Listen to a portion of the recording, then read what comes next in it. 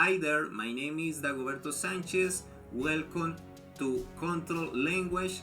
In this new lesson, we're talking about the installation, how to install .NET environment.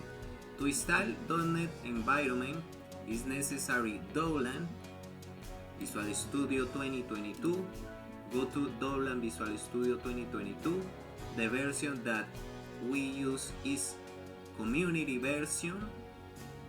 Let's Dowland, and after it's necessary Don't forget to follow. install the next package, ASP Netcore and Web is the main package, and the other important is MAUI applications and the stock application. But the main that we use is the ASP.NET Core.